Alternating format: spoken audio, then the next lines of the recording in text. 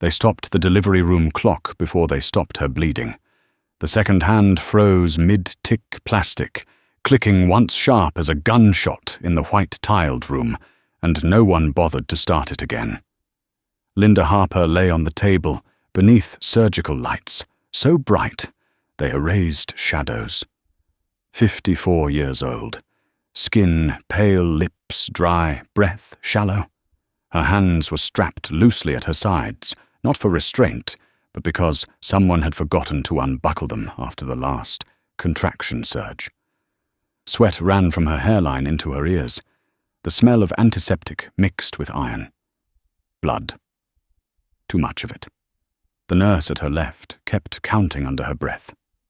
Not prayers. Numbers. Out loud. Fast, like saying them might hold the line.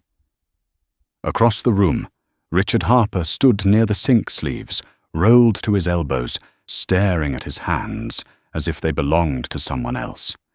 He had washed them 3 times already. Soap, rinse, repeat. His jaw was locked, teeth grinding just enough to make a sound only he could hear. He did not look at his wife. He did not step closer. He stayed where he was safe, behind stainless steel and distance. The monitor chirped, then stuttered. "Pressure's dropping," the anesthesiologist said. Calm voice. Too calm. The kind doctors used when panic would make things worse. Linda tried to turn her head, just a little, toward Richard, toward the only familiar thing in the room. Her neck wouldn't obey. Her mouth opened, but the sound that came out wasn't a word. It was air, thin, useless. She had waited decades for this moment. Hormone injections, surgeries, quiet disappointments folded neatly into polite smiles. She had signed more consent forms than she could remember. Frozen embryos. Risks explained slowly, like she was a child. At 54, they had looked at her the way people look at glass. Fragile, temporary. And now this. "Stay with us, Linda," the nurse said, louder now, as if volume might reach her where strength could not. The obstetrician glanced at the chart, then at the monitor, then at the blood pooling faster than anyone wanted to admit. Her voice sharpened. Orders flew. Sponges! Suction! A clamp dropped to the floor and skidded under the table with a metallic scream. Richard finally looked up. Not at Linda's face, at the bassinet across the room. The baby cried. Strong. Loud. Alive. "Is the baby stable?" he asked. The question landed wrong. It always does when it lands before the other one. The nurse looked at him. Just for a second. Her eyes flicked over his pressed shirt, his steady stance, the way he was already bracing for a future that did not include the woman bleeding out 10 feet away. "She's breathing," the nurse said. "Your wife isn't." Linda heard that. She heard everything. The lights above her blurred. The ceiling dissolved into white noise. Her body felt distant now, like something she had rented and was being asked to return damaged. Her chest tightened.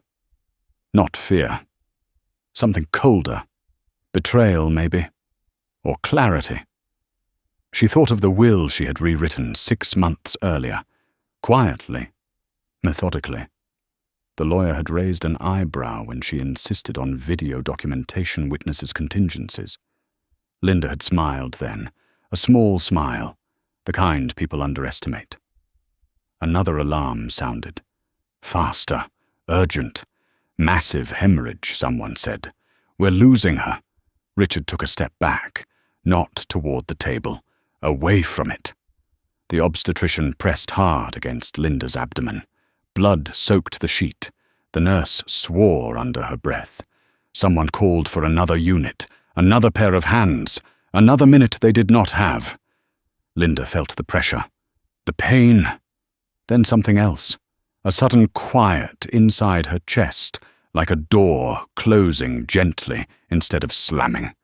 The monitor flattened. For a heartbeat, no one spoke. Then the anesthesiologist checked again, adjusted, checked once more. Cardiac arrest, he said. The room moved faster now. Compressions, commands, the smell of burned plastic as the paddles came out. Richard watched from the wall. He did not flinch. Clear. The shock jolted Linda's body. Her head snapped back. Somewhere deep inside, a spark flared. Not life. Awareness. A sharp, bright needle of it. She wanted to scream. She couldn't. The second shock hit. Her vision tunneled. Sound warped. The voices stretched, slowed, then snapped back like rubber bands. The clock on the wall remained frozen. Time had stopped for her, but it kept moving for everyone else. Time of arrest, someone said. Mark it. No one reached for the clock. They worked for several more minutes. Long minutes. Heavy minutes. Then the obstetrician's shoulders sagged just slightly. Enough to notice if you were trained to read defeat. Call it, she said. The words did not echo. They sank. Time, the anesthesiologist said, checking his watch. 12:41 in the morning. Richard exhaled. Long. Controlled. Like someone releasing tension they had been holding for months. No one covered Linda's face yet. The nurse hesitated. Her hand hovered above the sheet. She looked at the woman on the table. The stillness felt wrong. Too complete. As if something inside was still listening. Get her to post, the obstetrician said finally. We'll complete documentation there. Post, not morgue. Not yet. Linda heard that too. Her body did not move, but something inside her screamed at the precision of language, the careful avoidance, the space between dead and inconvenient. As they wheeled her out, the bassinet rolled in the opposite direction. The baby cried again. Louder now. A new sound. Sharp. Insistent. Richard followed the bassinet. He did not follow the gurney. In the hallway, fluorescent lights hummed. Wheels squeaked. A janitor paused, pressed himself flat against the wall, to let them pass, eyes down, cap in hand. Linda floated somewhere above it all. Not out of her body. Locked inside it. Trapped behind eyelids that would not open lungs, that would not answer limbs that had turned to stone. She felt the cold of the elevator floor through the gurney frame. She heard the doors slide shut. She heard someone say her name, incorrectly pronounced, already softened by past tense. And beneath it all, steady and unbroken, she heard her own thoughts. I am not done. Whatever they thought, this was whatever story they were already rewriting in their heads. They were wrong. Linda Harper had survived worse than this. And somewhere down the hall, as doctors whispered and papers changed hands, something no one had checked shifted quietly back into place. Her heart didn't beat on its own. But it listened, and it remembered. They moved her before the paperwork caught up. Linda Harper lay under a thin, grey blanket as the gurney rolled through corridors that smelled older than the hospital itself, a mix of disinfectant dust and something faintly metallic. The wheels rattled over seams in the linoleum. Each bump sent a dull echo through her spine. She felt it all. She could feel everything. That was the cruelest part. A nurse walked beside the gurney fingers, resting lightly on the rail, not gripping just there. Her name badge read Karen Whitfield, early 50s. Lines at the corners of her eyes that came from long shifts and not enough sleep. Karen kept glancing at Linda's face, then quickly away, like she was afraid of what she might see if she looked too long. The elevator doors slid open with a tired sigh. Inside, fluorescent lights flickered. Someone had taped a handwritten sign over the mirror, out of order. Linda stared at her own reflection anyway. Or tried to. Her eyes were closed, lashes damp skin, waxy under the harsh light. She did not look like a woman who was listening. The doors closed. The elevator descended. Karen checked the portable monitor clipped to the gurney. The line was faint, uneven. Not gone. Not clean. "Vitals are still registering," she said quietly. Another nurse, younger, late 20s maybe, hair pulled too tight into a bun, frowned. They already called it. Karen's jaw tightened. They called the arrest, not death. The younger nurse shrugged, uncomfortable. Orders are orders. That sentence landed heavy. Linda felt it like a weight on her chest. Orders, forms, signatures, all the small pieces of authority that decided whether someone stayed or disappeared. When the doors opened again, the air changed. Cooler, quieter. This floor did not buzz with urgency. No alarms, no shouting. Just the hum of machines and the soft murmur of voices kept deliberately low. They pushed her into a curtained bay. The curtain scraped along its track with a dry rasp. Someone pulled it closed. Karen stood still for a moment, hands on her hips. She stared at Linda's face again, longer this time. Too long to be professional. Linda wanted to tell her, to scream, to beg. But her mouth stayed slack, uncooperative, a stranger's. Karen reached out and brushed Linda's wrist with 2 fingers, not checking a pulse, just touching skin. "Damn it," she whispered. The younger nurse shifted her weight. "What her skin's warm," Karen said. "Still warm. So that's not right." The younger nurse looked toward the curtain, then back at Karen. "You want to start something?"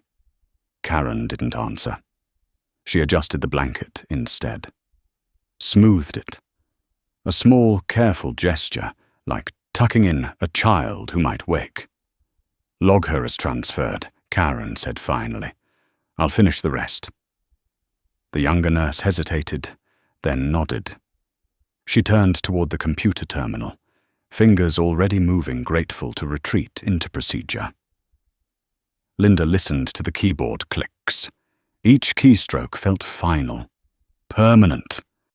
Somewhere above them, Richard Harper signed papers. He sat in a small family room with beige walls and framed prints of lakes no one fished in. A social worker stood across from him, folder open, pen ready. Her voice was practiced soft. "We're very sorry for your loss, Mr. Harper." Richard nodded. He had mastered that gesture, the solemn dip of the chin, the quiet inhale.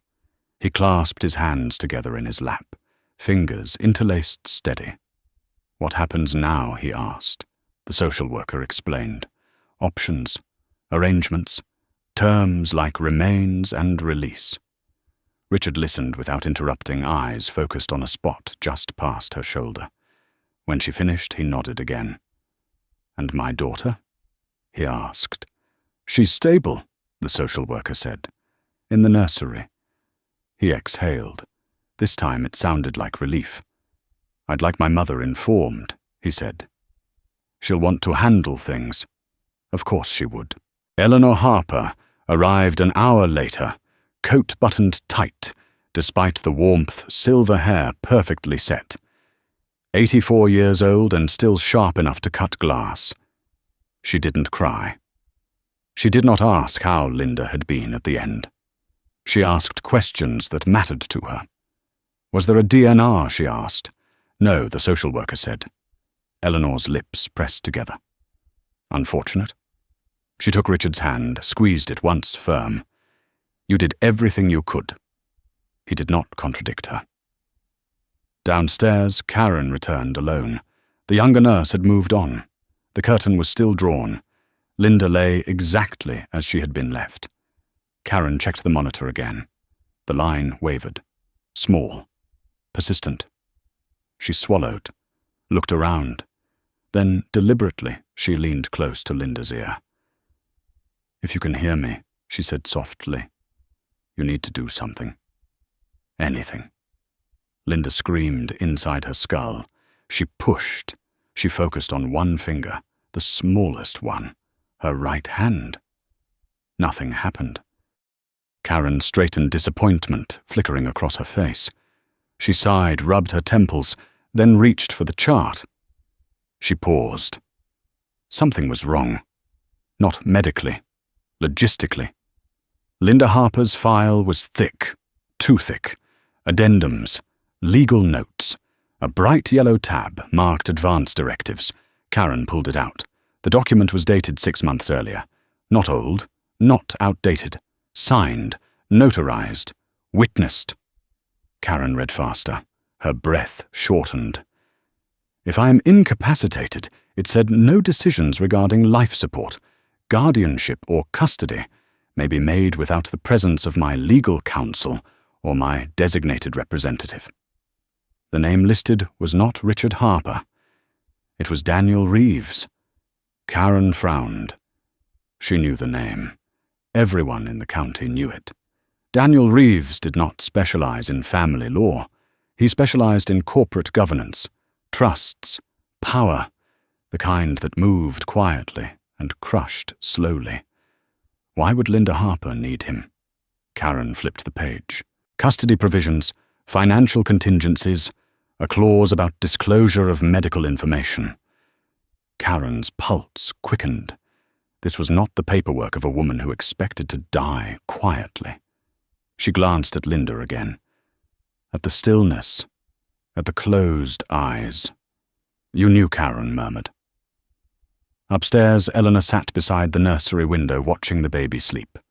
Susan Miller stood a few feet back, hands folded, face carefully neutral. Late 40s, polished, the kind of woman who knew when to speak and when to wait. She's beautiful, Susan said. Eleanor did not look away. She'll need stability. Susan nodded. Of course. And discretion, Eleanor added. Susan met her gaze, held it, always. Back in the lower level, Karen made a decision that would cost her sleep for the rest of her life. She picked up the phone, and for the first time since the clock stopped in the delivery room, something in the building shifted. Not loud, not visible, but irreversible. The phone rang twice before someone answered, and Karen Whitfield held her breath through both rings like a swimmer waiting for permission to surface. "This is Reeves," the voice said. Calm. Measured. No greeting wasted on curiosity. "My name is Karen Whitfield," she replied. "I'm a registered nurse at Mercy Valley Regional. I'm calling about Linda Harper." There was a pause. Not confusion. Calculation. "I was wondering how long it would take," Daniel Reeves said. "Is she alive?" Karen closed her eyes.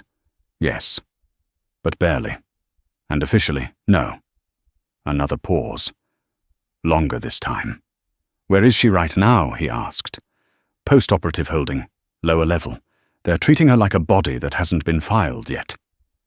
"I'll be there in 40 minutes, Reeves said. "Do not move her. Do not document this call. And whatever you do not let her husband sign anything else." The line went dead. Karen stood there, with the receiver still pressed to her ear, heart pounding. She had crossed a line now, not a professional one, a moral one, the kind that didn't come with policies or protections. She looked at Linda again. Still, silent, but not empty. "I hope you're worth it," Karen whispered. Above them, Richard Harper sat alone in his car in the hospital garage, engine off, hands on the steering wheel. He stared through the windshield without seeing the concrete wall in front of him. His phone buzzed, a message from Susan. "Your mother wants to know when you're coming back upstairs." He typed back slowly. "In a minute." He didn't send it right away. He thought about the way Linda had looked earlier. Pale, distant. Already gone, if you believed the room. He thought about the way the nurse had looked at him when he asked about the baby. The flicker of judgment, the unspoken accusation. He tightened his grip on the wheel. None of this was how it was supposed to go. 6 months ago, Linda had been different. Quieter. Watchful. She had stopped asking questions. Stopped checking his phone when it buzzed late at night. Stopped noticing when he stayed out longer than usual. He had thought that meant she trusted him. Now he wasn't so sure. Richard turned the key. The engine hummed to life. He drove the car forward, then stopped again. Something gnawed at him. A feeling he couldn't name. Not guilt. Something colder. The sense that a door he thought was closed had only been resting against the frame. Downstairs, Karen adjusted the IV drip and pretended not to notice when a security guard slowed as he passed the curtained bay. His eyes lingered. Curious. Karen met his gaze and smiled the tired smile of a woman halfway through a double shift. "Everything okay?" he asked. "Always is," she said. He nodded and moved on. Linda's mind drifted in fragments, sounds layered over each other. The hum of machines, footsteps, voices bleeding through walls. She could no longer tell how much time had passed. Minutes stretched, hours folded. She felt something new then. Not pain. Pressure. A subtle warmth spreading from her chest outward like ink in water. Her heart was doing something different. Not strong. Not independent. But responsive. She held on to that sensation, the way someone drowning clings to driftwood. If she let go, she knew there would be nothing left to grab. The elevator chimed. Footsteps approached, confident, unhurried. Not the sound of hospital staff. Karen straightened. Daniel Reeves stepped through the curtain like he owned the space. Late 60s. Tall, immaculate grey suit that had never seen a clearance rack. His eyes moved quickly, cataloguing everything. The monitor. The IV. Linda's face. "She's thinner than I expected," he said. Karen blinked. "You know her. I know what she planned," Reeves replied. He stepped closer to the bed, leaned down slightly. "Linda, it's Daniel. If you can hear me, blink." Nothing happened. Karen's shoulders slumped. Reeves didn't move. He watched. Waited. Then Linda's left eyelid fluttered. Once. Barely there. Like a moth brushing glass. Karen gasped. Reeves exhaled slowly, the faintest smile touching his mouth. "Of course you can," he said quietly. "You never were subtle." Karen stared. "You saw that I was looking for it." Reeves straightened. "We don't have much time." For what Corin asked. For them to realize she's not as gone as they think, he said. And for us to make that inconvenient. He pulled a folder from his briefcase. Thick. He flipped it open, pages, crisp. Linda anticipated 3 scenarios, he continued. Best case, she lives and raises her child in peace. Middle case, she survives, but is incapacitated. Worst case, she is declared dead before she actually is. Karen's mouth went dry. She planned for this. She planned for betrayal, Reeves said. There's a difference. Upstairs, Eleanor Harper sat rigid in a vinyl chair outside the nursery. She hated waiting rooms. They reminded her of weakness, of people at the mercy of systems. Susan sat beside her, now closer than before. Richard hasn't come back yet. Eleanor sniffed. Men avoid unpleasantness. Susan hesitated. There's something else. Eleanor turned. Speak. One of the nurses downstairs asked questions, Susan said carefully. About paperwork. Eleanor's eyes sharpened. Which nurse? I don't know her name. That's a problem, Eleanor said. She rose, smoothed her coat, and walked toward the elevator without another word. Back below, Reeves was already making calls. Quiet ones. Names Karen didn't recognize. Others she did. Hospital administrators. A clerk at the county records office. Someone in risk management. Each call was short, precise. When he finished, he turned to Karen. If anyone asks, Linda Harper is under legal medical review. No one enters without my approval. Karen nodded, dazed, and her family Reeves's expression hardened. They lost their authority the moment they treated her like an obstacle. Linda listened. Every word carved itself into her mind. She wanted to cry, to laugh, to breathe on her own. Instead, she waited. The elevator dinged again. Footsteps. Faster now. Eleanor Harper pulled the curtain aside and froze. Daniel Reeves turned slowly, smiled. "Mrs. Harper," he said, "we need to talk." For the first time that night, Eleanor's composure cracked. Just slightly. Just enough. "What is she doing here?" she demanded. Reeves gestured to the bed. "Listening?" Eleanor followed his gaze, looked at Linda. Really looked. And for a split second, something like fear flickered across her face. The clock on the wall started ticking again. Eleanor Harper recovered quickly, but not before Daniel Reeves noticed the exact moment her spine stiffened and her breathing changed. "You don't belong down here," she said, voice sharp, practiced the tone of a woman used to rooms obeying her presence. "This is a restricted area." Reeves didn't raise his voice. He didn't need to. "So is fraud," he replied. "And yet you seem very comfortable walking around it." Karen Whitfield stepped back, instinctively pressing herself against the counter. Her heart hammered. This was no longer a quiet, ethical decision in a dim hallway. This was collision. Eleanor's gaze flicked to Karen. "Who is this woman, a witness?" Reeves said. "And so am I." Eleanor laughed, once dry and humorless. "You're overstepping." "I'm preventing it," Reeves corrected. Linda Harper invoked her advance directives. "You are no longer authorized to make medical decisions on her behalf." Eleanor's lips parted. "That's absurd. She's incapacitated." "She's aware," Reeves said, "and legally protected."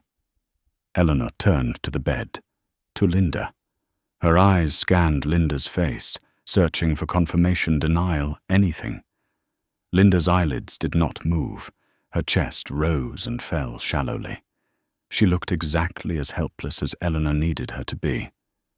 Eleanor exhaled, steadying herself. "My son will hear about this." "He already has," Reeves said. "Or he will the moment he checks his phone." As if summoned, Richard Harper appeared at the end of the corridor. His steps slowed when he saw the gathering. His mother, the lawyer, the nurse. The bed, he believed, was already behind him. "What's going on?" he asked. Eleanor turned, relief flashing across her face. "Richard, thank God. This man is interfering.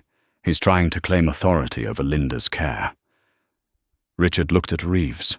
Recognition flickered. Unease followed. "You," Richard said. "You're her attorney." Reeves nodded. "Among other things." "She's gone," Richard said flatly. "We've already—" "No," Reeves interrupted.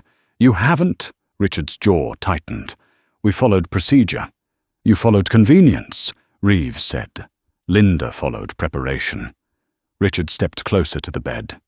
He stared at Linda's face, searching for signs he could not name. His voice dropped. "If you can hear me," he said quietly, "this isn't the time." Linda heard him. The words slid under her skin like ice. Reeves watched her monitor. He saw the spike before Karen did. "She can hear you," Reeves said. "And she doesn't agree." Karen inhaled sharply. Her heart rate. "I don't care about the monitor," Eleanor snapped. "I care about control." Reeves turned to her. "Then you've already lost." He reached into his briefcase and placed a document on the counter. The sound was soft, but it carried. "This hospital has been formally notified," he said. "Any attempt to withdraw life support without my authorization will result in immediate litigation, criminal investigation, and a federal review of patient rights violations." Richard's face drained of color. "You can't do this." "I already did," Reeves replied. Eleanor straightened, anger flaring now, uncontained. "You think a piece of paper changes blood?" Reeves met her gaze. "It changes power." A pause stretched between them. Heavy. Loaded. Susan Miller watched from the hallway, unnoticed, her hand gripping her phone so tightly her knuckles whitened. She had followed Eleanor down curiosity, outweighing caution. Now she stood, frozen, listening, calculating. Richard turned back to Reeves. "What do you want?" Reeves didn't hesitate. "Time." "For what?" "For Linda to wake up enough to speak for herself," Reeves said. "And for you to stop making decisions you'll regret." Richard laughed, brittle. "You're assuming she will." Reeves's eyes flicked to Linda's face. "I don't assume. I prepare." Linda focused. Everything she had left poured into one place. One command. One movement. Her index finger twitched. Just once. Karen saw it first. Her breath caught in her throat. She moved. Richard froze. Eleanor stepped back instinctively. Reeves smiled, slow and controlled. There it is. Eleanor's composure shattered. "This is manipulation." "No," Reeves said. "This is survival." Security appeared at the end of the hall, summoned by raised voices. 2 guards. Unsure. Waiting. Reeves turned to them. "This patient is under legal medical review. Any attempt to remove counsel or interfere will be documented." They hesitated, looked to Eleanor, then to Reeves, then backed off. Richard staggered back a step, as if the floor had shifted beneath him. "Linda," he said. "Softer now. Please." She did not move again. She had spent everything. Reeves leaned close to her ear. "That was enough," he murmured. "You did fine." Linda wanted to believe him. Hours passed in fragments. Hospital administrators arrived. Voices lowered. Forms changed hands. Eleanor was escorted out, her protests sharp but contained. Susan slipped away quietly, already dialing someone who did not answer. Richard sat alone in a chair, head in his hands, the future unraveling faster than he could hold it. Karen stayed. She watched over Linda like a sentry, adjusted drips, smoothed blankets. Whispered updates Linda could hear, but not answer. Near dawn, as pale light crept through the narrow windows, Linda's breathing changed. Deeper. More deliberate, Reeves noticed immediately. "She's stabilizing," Karen said, awe in her voice. "Yes," Reeves replied. "She always does when it matters." Linda floated somewhere between darkness and light. She heard her name spoken with care, now not as an inconvenience. She felt the room bend toward her instead of away. The clock on the wall ticked steadily. Honest. Unstopped. Outside, the hospital woke. Nurses changed shifts. Coffee brewed. Life resumed its relentless pace. Inside, Linda Harper waited. And for the first time since the bleeding began, the world was no longer deciding for her. Morning didn't soften the room so much as expose it. Sunlight slipped through the narrow window slats and landed in pale stripes across Linda Harper's face, tracing the lines of exhaustion and the stubborn set of her jaw. Machines hummed at a steady rhythm, now less frantic than before, like a system reluctantly conceding she might stay. The hospital smelled different in daylight. Cleaner. Busier. Less forgiving. Karen Whitfield returned from the nurse's station with a cup of coffee she didn't drink. She stood at Linda's bedside, watching the rise and fall of her chest, counting breaths without meaning to. Every breath felt like borrowed time. Not for Linda. For everyone else. Daniel Reeves sat in the corner chair jacket, off sleeves rolled, reading from his tablet, with the kind of focus that came from decades of winning arguments before they were spoken. His phone vibrated once. He ignored it. "You should rest," Karen said quietly. Reeves shook his head. Not yet. Linda heard them both. The words came through like sound through water, distorted but unmistakable. She felt heavier now, as if gravity had finally remembered her. The effort to stay present was constant, exhausting. But she clung to it because drifting felt too close to disappearing. A doctor entered. Mid-40s, calm eyes, tired mouth. He glanced at the monitors, then at Reeves. "I'm Dr. Alan Morris," he said. "Neurology consult." Reeves nodded. "I've been expecting you." Morris raised an eyebrow. "She's showing signs of responsiveness." "Yes," Reeves said. "Selective but deliberate." Morris stepped closer to the bed. "Linda, if you can hear me, squeeze my hand." Karen leaned in, hopeful. Nothing happened. Morris didn't react. "That doesn't mean she can't hear," he said. "It means she can't respond reliably. Her awareness may be intact, even if her motor function isn't." Reeves watched Linda's face. He saw the tension at the corners of her mouth, the faint tightening around her eyes. "She's listening," Reeves said. Morris nodded slowly. "Then we proceed carefully." The door opened again, this time without knocking. Richard Harper stood in the doorway, tie-loosened eyes red, rimmed the confident posture he wore like armor, now bent inward. He hesitated when he saw Reeves still there. "I was told I could see her," Richard said. Reeves didn't look up.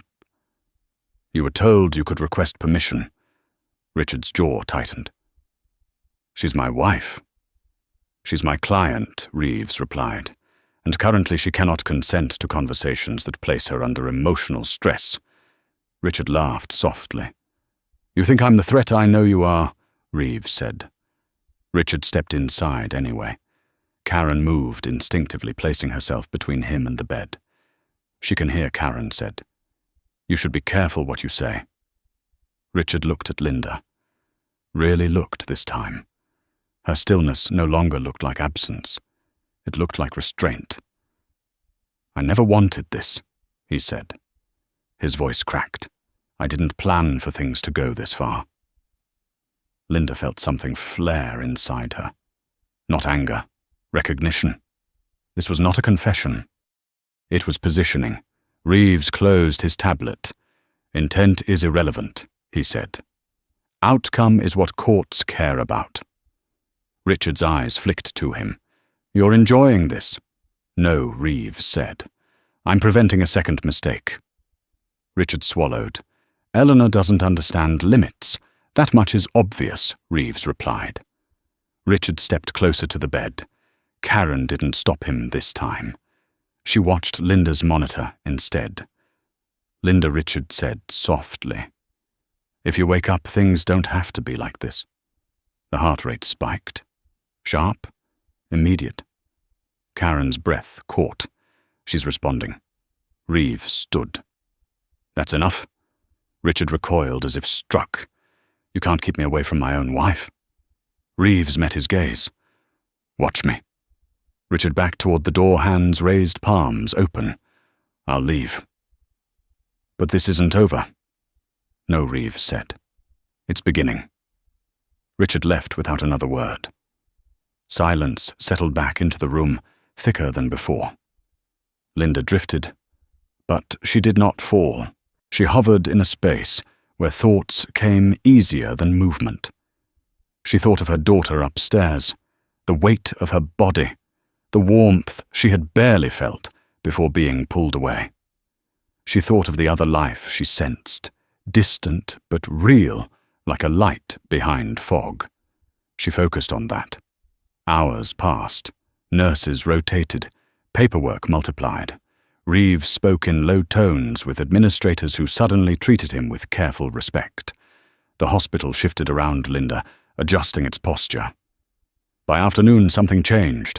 Linda's fingers tingled, a strange sensation like waking limbs after long sleep. Painful, promising. She concentrated. Again, the same finger, the same command. This time it moved, not a twitch, a curl. Karen saw it and covered her mouth to keep from crying out. "Daniel," she whispered. Reeves was already at the bedside. "Linda," he said. "Do that again." Her finger curled once more, weak, defiant. Morris returned quickly, eyes sharp now. He tested reflexes, shined a light, asked questions Linda could not answer out loud. "She's emerging," he said, finally, slowly, but intentionally. Karen laughed through tears. "She's stubborn." Reeves smiled. Always was. News travelled fast. Too fast. Eleanor Harper arrived before evening fury contained in a rigid spine and clenched jaw. She did not get past the door. "You can't keep me from my family," she snapped at security. Reeves stepped into the hall. "You lost that privilege?" Eleanor's eyes burned. "You think she'll side with you when she wakes?" "I don't need her to side with me," Reeves said. "I need her to speak." Eleanor leaned in, voice low. "You're gambling with a woman's life." Reeves didn't flinch. "No, I'm honoring it." She turned away, coat sweeping behind her, dignity intact, only because she refused to let it crack in public. Inside the room, Linda slept. Real sleep this time. Restorative. Her body worked quietly, rebuilding pathways one spark at a time. Karen sat with her until night fell again. She talked about small things. Weather. The cafeteria's terrible soup. Her own grandchildren. She spoke like Linda was already there. Reeves remained nearby, making calls, setting pieces in motion that would not be visible until it was too late to stop them. Near midnight, Linda's eyes opened. Not fluttered. Opened. Karen froze. Linda stared at the ceiling, focused, confused, alive. Karen leaned in. Linda's lips parted. A sound came out. Hoarse, fragile. "Yes," she whispered. Karen sobbed. Reeves stepped forward, his voice steady but thick. "Welcome back." Linda turned her eyes toward him. Recognition flickered. Gratitude. Resolve. They think she whispered each word an effort I didn't know. Reeves shook his head. They were wrong. Linda closed her eyes, not from exhaustion, but from certainty. The room felt different now. Not because she had returned, but because she was no longer silent. And somewhere in the building, people who had already begun celebrating felt the first tremor of something they could not undo. Linda's first full breath felt like glass in her lungs. It burned. It grounded her. It proved she was still here. The room had changed while she slept. The machines were quieter, pushed slightly farther from the bed. The lights were dimmer, kinder. Someone had opened the blinds, just enough to let evening slip in without intruding. She turned her head slowly, every inch of movement negotiated earned. Karen Whitfield was there, sitting too close, eyes red, hands folded tight like she'd been praying without words. "You're not dreaming," Karen said quickly, as if afraid silence might pull Linda back under. "You're awake. You did that." Linda tried to answer. Her throat closed around the effort. Karen noticed immediately and lifted a straw to her lips. Water touched her tongue.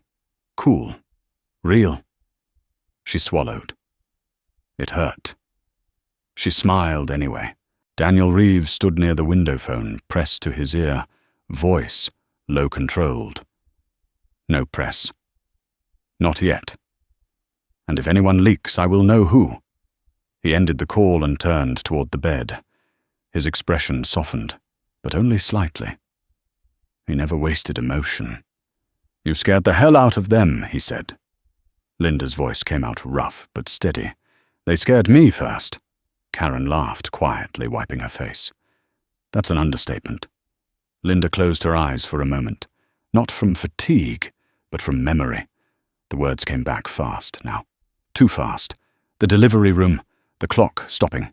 Richard's question, the bassinet rolling away. "Where is my daughter?" Linda asked. Karen answered immediately. Upstairs, nursery, stable, healthy. Relief hit Linda so hard her fingers curled into the sheets. And the other one she asked. The room stilled. Reeves stepped closer. "You remember. I heard everything Linda said. I remember everything." Karen's face went pale. "There's another baby," Linda nodded once. "NICU." They didn't tell him at first. He didn't want to know. Reeves watched her carefully. "You're certain?" "I've never been more certain of anything," Linda said. Her eyes were clear now. Sharp. Not the eyes of a woman waking from a coma. The eyes of someone who had been awake the entire time. Reeves exhaled slowly. "Then we move faster." "Too late," Linda said. They already did. As if summoned, the door opened. Susan Miller stood there, breathless hair imperfect for the first time Linda had ever seen it. Her eyes widened when she saw Linda's eyes open. Not shock. Calculation. "Oh," Susan said. "You're awake." Linda met her gaze. "You're early." Susan swallowed. "Richard told me you were improving." "That's one word for it," Linda replied. Karen stiffened. Reeves stepped subtly closer to the bed, his presence unmistakable. Susan forced a smile. "I'm glad. Truly. This has been very hard on everyone." Linda's lips twitched. "On you," Susan flushed. "That's not fair." Linda laughed, a short sound that scraped her throat. "Neither was planning my funeral while I could hear you." The color drained from Susan's face. "I don't know what you think you heard," Susan said quickly. "You discussed timing," Linda replied. "Money, custody, optics. You called my body a complication." Susan looked at Reeves. "This is inappropriate." "No," Reeves said. "This is evidence." Susan's phone buzzed. She looked down, then back up, her voice lowered. "You're not well enough to understand context." Linda's smile faded. "You're not well enough to lie." Susan stepped back. "I should go." "Yes," Reeves said. "You should." Susan hesitated at the door. "Richard deserves to hear this from you." "He will," Linda said. "In court." Susan left. The silence she left behind felt cleaner. Linda closed her eyes again, breathing carefully. Her body shook with effort. Karen reached for her hand. "You don't have to do everything at once," Karen said. "I know," Linda replied, "but they already started." Reeves nodded. "Your mother-in-law contacted a private adoption agency this morning, through an intermediary. She used language designed to avoid triggering mandatory reporters." Linda opened her eyes. Fury sharpened her features. "Where is my second child?" "Still in NICU," Reeves said. "Under hospital protection. I froze all movement. For how long? For as long as necessary." Linda stared at the ceiling. "They will try again." "Yes," Reeves said. "Which is why we won't let them." The door opened again, this time with hesitation. Richard Harper stood there, hands empty, shoulders slumped. He looked older than he had the night before.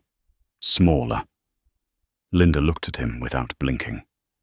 "I heard," he said quietly, "that you're awake." "I was awake yesterday," Linda said. "You just didn't see me."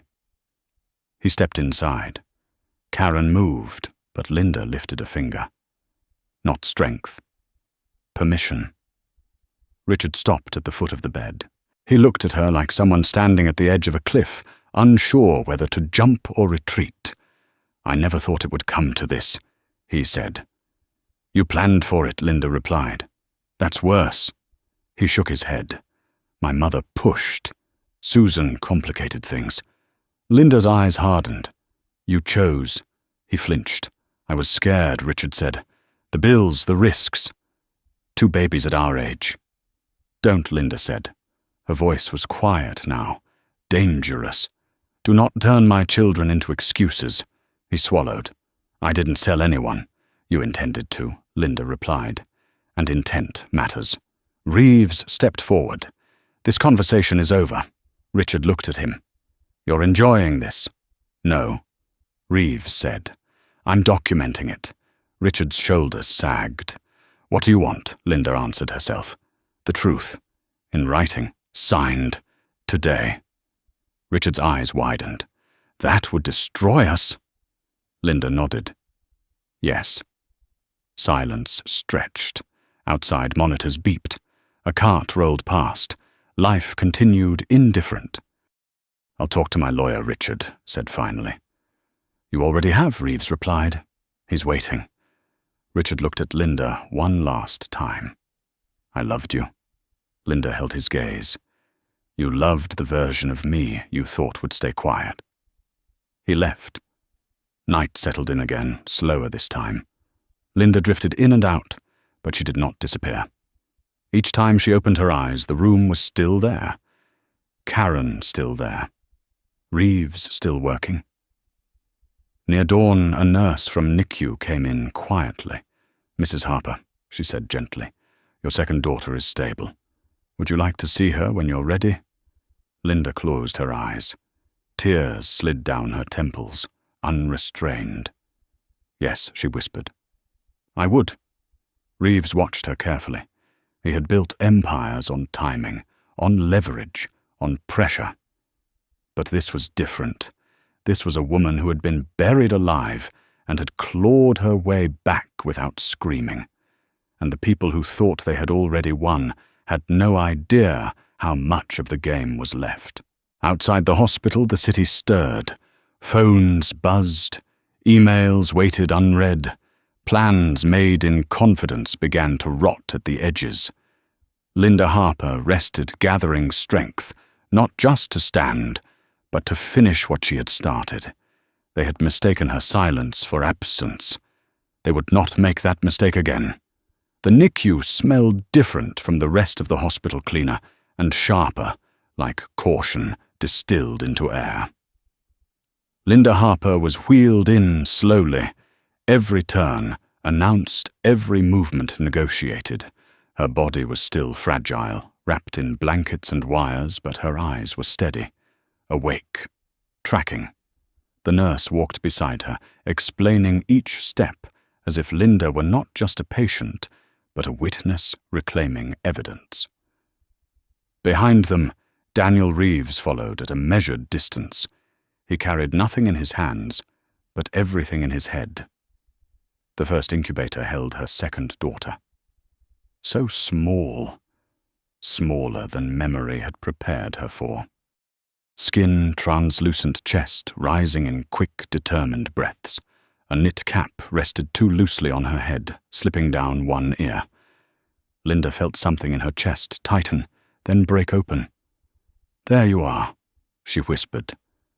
The baby did not open her eyes, but her fingers curled reflexive and strong. Linda leaned forward as much as the chair allowed, resting her hand against the warm plastic. Her palm trembled. Not from weakness, from recognition. She's been waiting, the NICU nurse said softly. She's a fighter.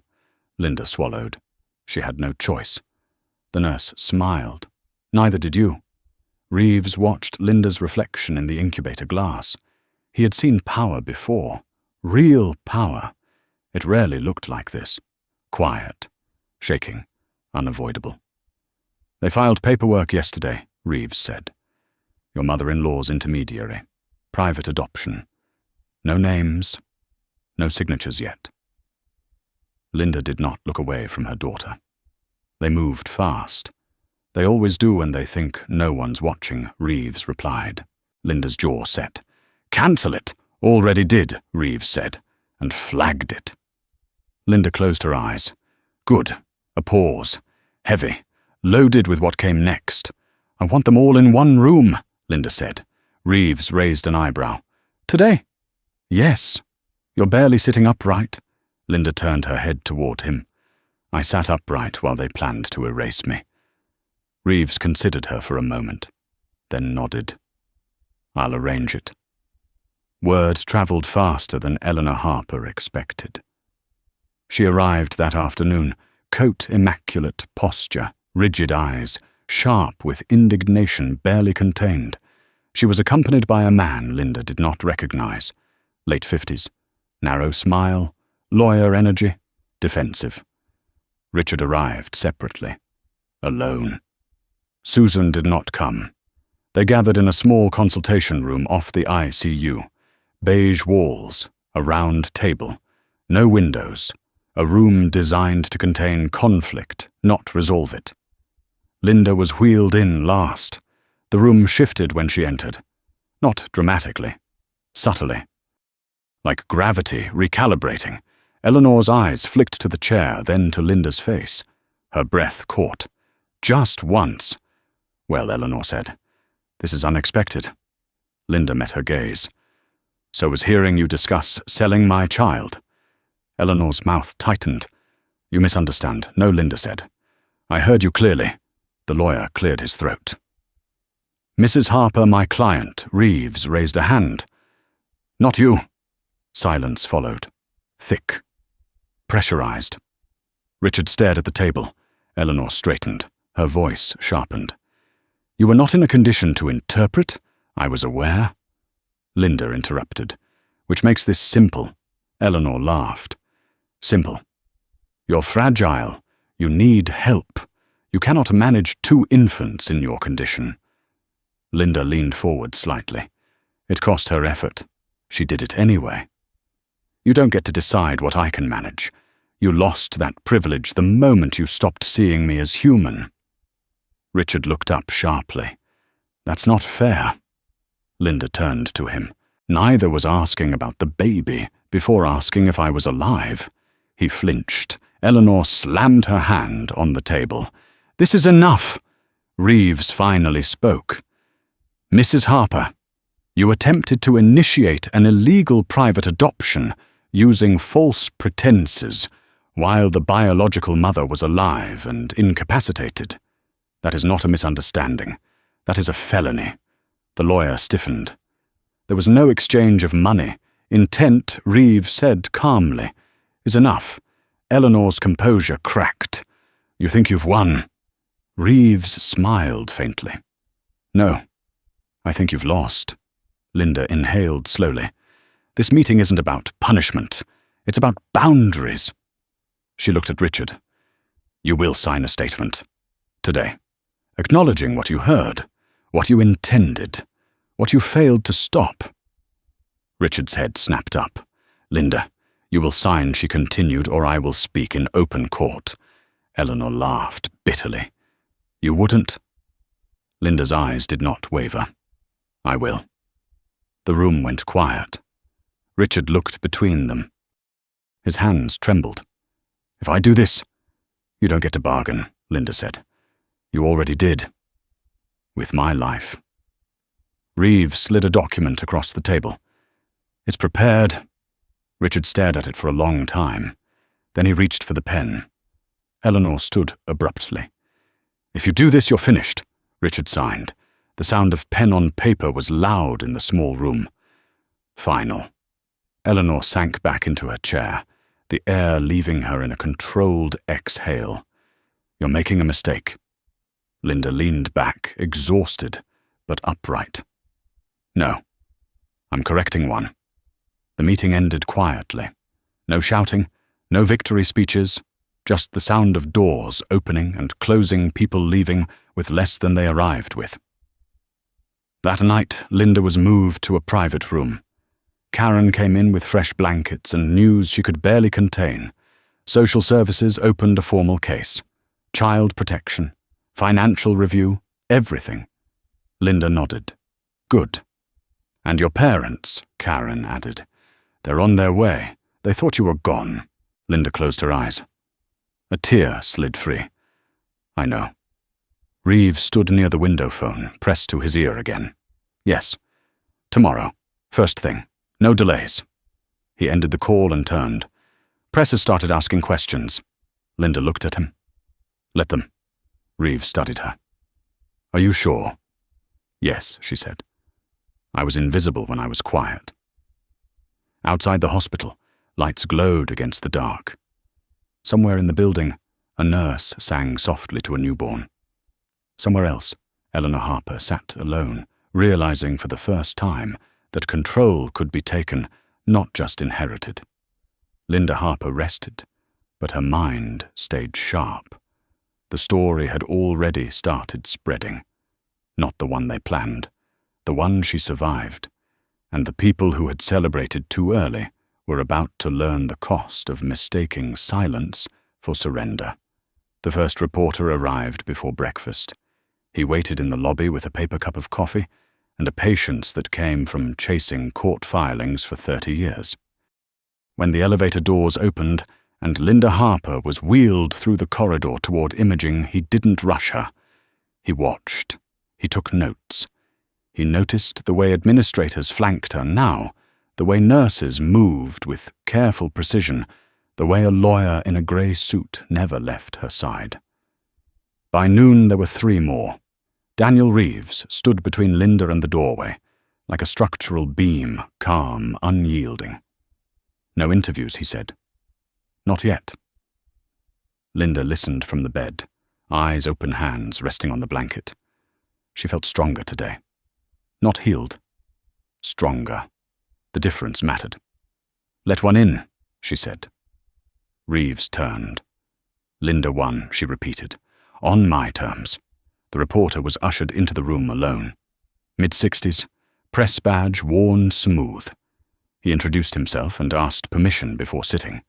That earned him more than he knew. "I'm not here for spectacle," he said. "I'm here because the filings don't match the story I was given." Linda studied his face. She had learned in silence how to read men when they thought they were unobserved. "Then write the truth," she said. "Or don't write anything." He nodded. "I'll listen." She didn't raise her voice. She didn't cry. She spoke plainly, about awareness, about planning, about what it felt like to hear your life being negotiated while you were still inside it. She did not name names. She didn't have to. When he left, Reeves exhaled. "That will open doors." "Good," Linda said. "I want them open." Down the hall, Eleanor Harper watched the news on a muted television jaw. Tight eyes, sharp. She recognized the cadence of an investigation when she heard one. She had survived worse storms. She picked up her phone and made a call. Susan answered on the 3rd ring. "I told you not to call me." "You left," Eleanor said. "That was unwise." Susan's voice shook. "They have my messages. They questioned me for 2 hours. They won't find what doesn't exist," Eleanor replied. "Stay quiet. I can't," Susan said. "They're looking at the agency." Eleanor closed her eyes. "Then we accelerate." Back upstairs, Richard Harper sat alone in a small conference room with his attorney hands, folded posture collapsed inward. The attorney spoke in careful sentences about exposure and mitigation. "You need to distance yourself," the attorney said. "Publicly." Richard stared at the wall. "From my own children, from the narrative," the attorney replied. Richard laughed once. It sounded like a crack. "Linda controls the narrative." "Yes," the attorney said. "She does." Richard left without another word. That evening, Linda's parents arrived. They moved slowly down the corridor, hand in hand, faces pale, eyes wide. Her mother saw Linda first and made a sound that didn't belong to language. Her father caught her before she fell. "I'm here," Linda said, voice steady. "I'm right here." Her mother reached her bedside and touched her cheek, then her hair, as if afraid she might disappear again. "They told us you were gone," she whispered. "I know," Linda said. "I heard it." They cried together. Then quietly, a shared grief for days stolen and lies told. Reeves stood back, giving them space, but he watched the door. He always watched the door. That night, hospital security increased. Files were copied, access logs reviewed. The quiet hum of accountability filled the building. In the NICU, Linda held her second daughter for the first time. The nurse positioned the tiny body against Linda's chest, guiding her hands adjusting wires. The baby's breathing steadied as soon as she was placed there, skin to skin, heart to heart. Linda closed her eyes. The room narrowed to warmth and weight and the soft rhythm of life insisting on itself. "I've got you," she whispered. "Both of you." The baby's fingers curled into her gown. Linda felt the pull of it, ancient and unyielding. This was not a victory. This was a return. By morning, the story had spread. Not the sensational version. The careful one. The one with documents and dates and language that did not exaggerate because it did not need to. The hospital issued a statement. Vague, protective, insufficient.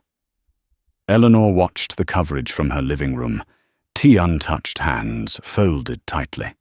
She recognized the shift. Institutions had turned. Quietly, permanently. Her phone rang. "Yes," she said. The voice on the other end was measured, professional. "Mrs. Harper, we need to speak with you regarding an attempted private adoption inquiry made under your authorization." "I have counsel," Eleanor said. "So do we," the voice replied. "Please remain available." The line went dead. Eleanor stared at the phone.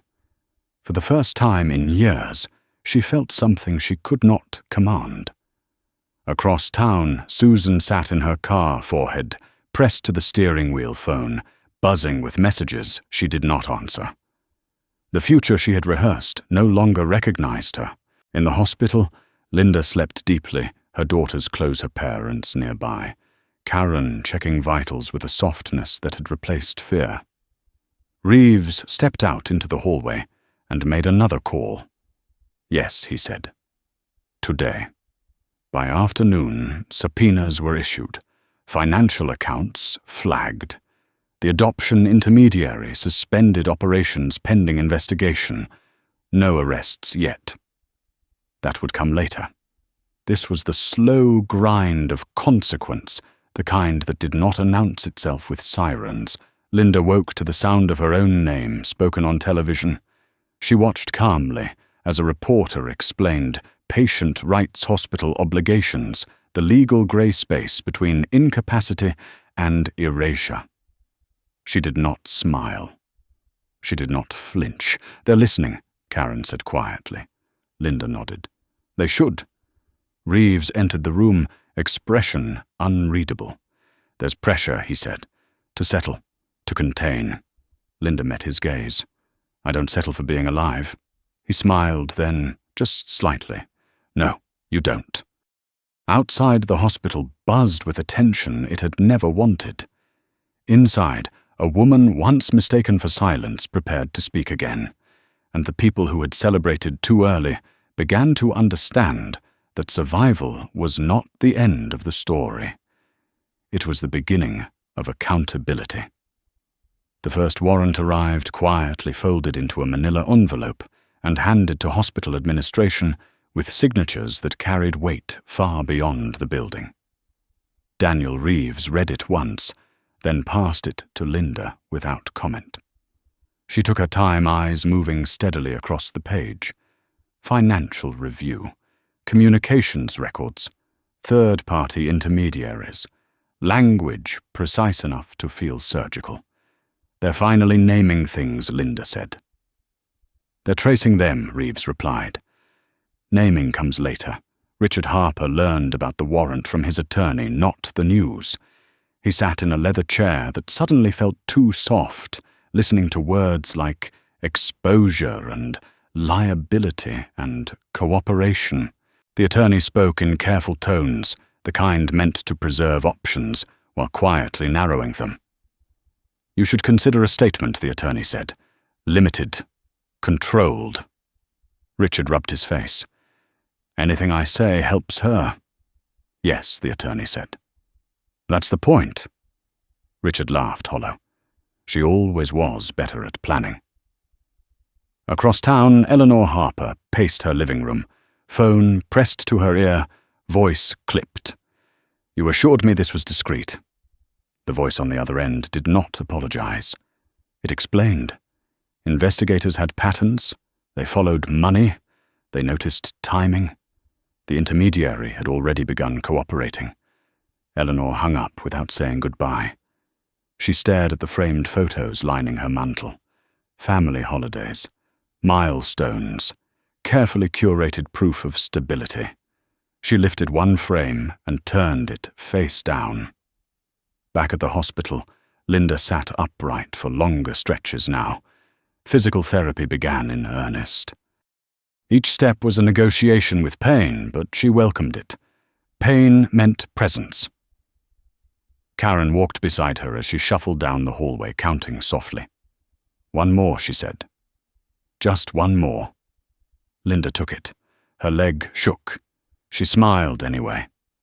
A small crowd gathered near the nurses' station.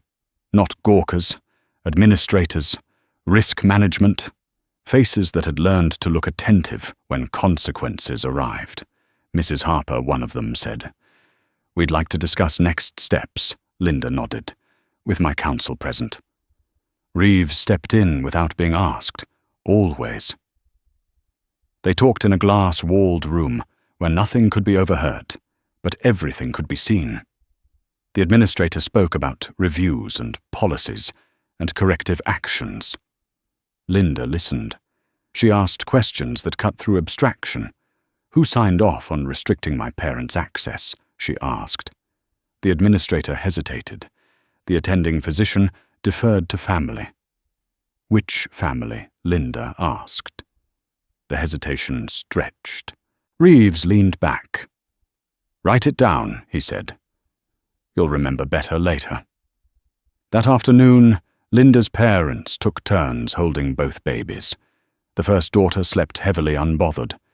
The second stirred more fists, flexing eyes, fluttering as if already testing the world. Linda watched them from the bed, a calm settling over her that felt earned. Not relief. Resolution. Her phone buzzed, an unknown number. Reeves glanced at it, then nodded once. Linda answered. "This is Linda Harper," she said. The voice was measured official. "Mrs. Harper, this is Child Protective Services. We're conducting a routine welfare check in light of recent filings." "Of course," Linda said. "When would you like to come by today, if possible?" "Today is perfect," Linda replied. When the call ended, Reeves smiled. "You sound like you've been waiting for that." "I have," Linda said, "for a long time." CPS arrived with clipboards and careful questions. They observed. They documented. They watched the way Linda interacted with her children, the way the babies responded. They spoke with nurses, therapists, administrators. The process was thorough, unemotional. At the end, one of them closed her folder. "We'll be in touch," she said. "I'll be here," Linda replied. That evening, Eleanor Harper received a visit of her own. 2 investigators, polite, direct. They asked about timelines and contacts and intent. Eleanor answered precisely, choosing her words like tools. She did not deny the inquiry, she reframed it.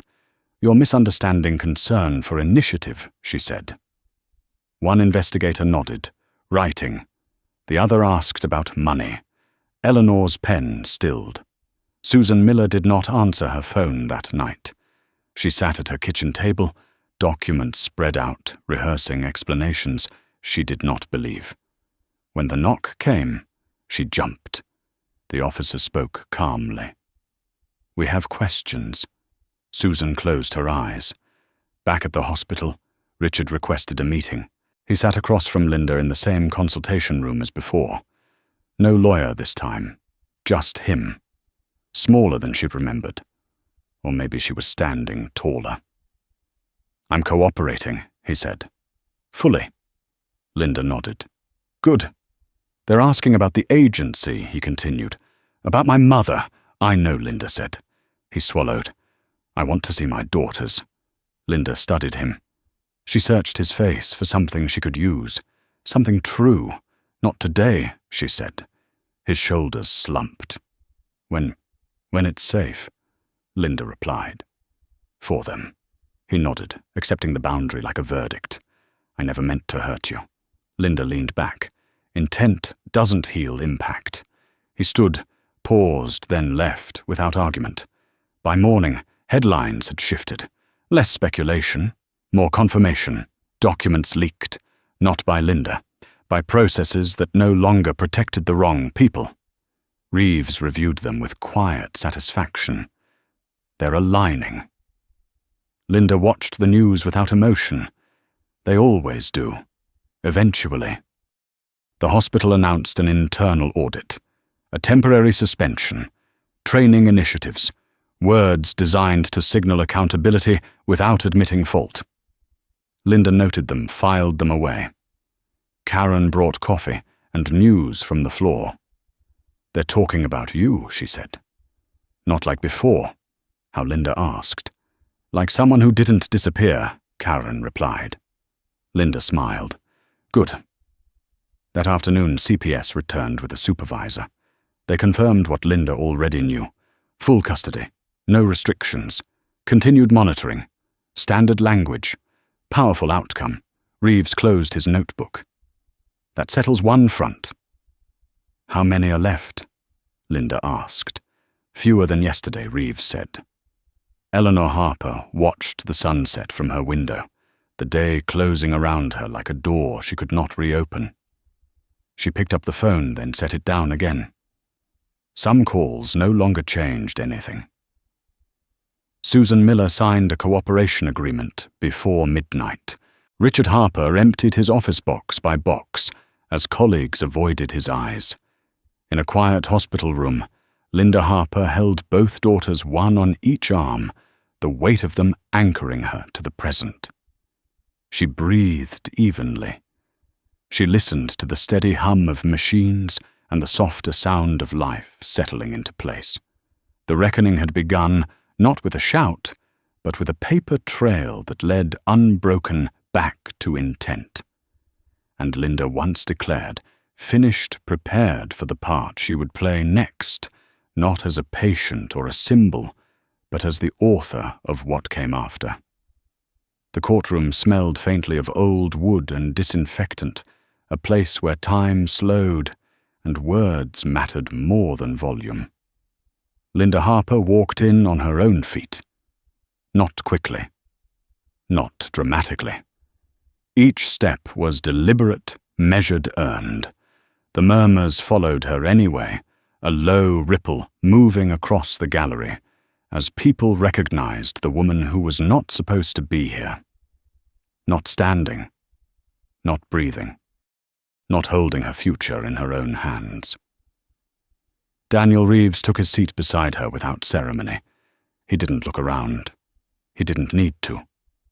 The room already understood why he was there. Across the aisle, Richard Harper sat with his attorney, shoulders, rounded eyes fixed on the table.